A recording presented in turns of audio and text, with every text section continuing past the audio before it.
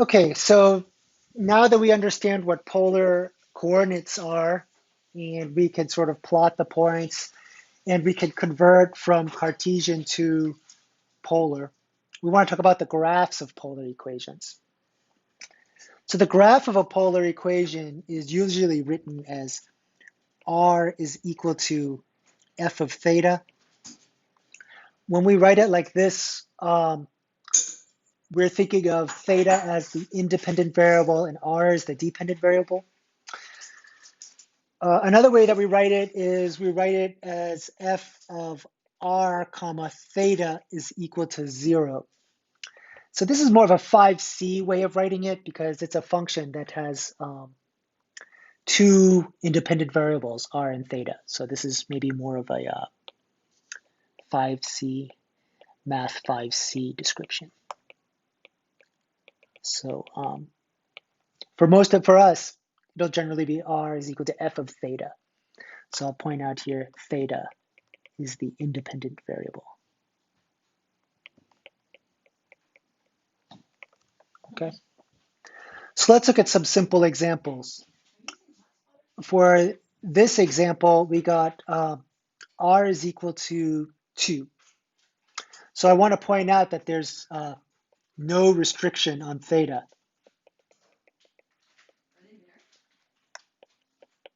Theta is free. Okay? But there is a restriction on r. R has to be equal to 2. So when I go to graph this guy, remember the innermost circle is 1, the second one's 2, 3, 4, 5. So I'm going to plot it in blue here. I've got my r is equal to 2, so I'm out here to 2. My theta is free to be anything, so I let theta vary. And then what do I get? Oops.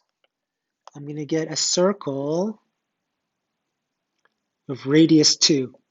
So this is a circle of radius 2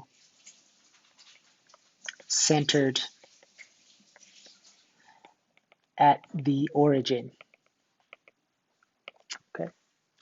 Let's look at example 5 over here. Example 5 is a little bit different.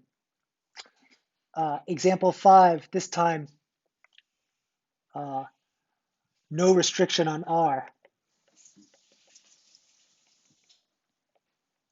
In other words, R is free to be anything.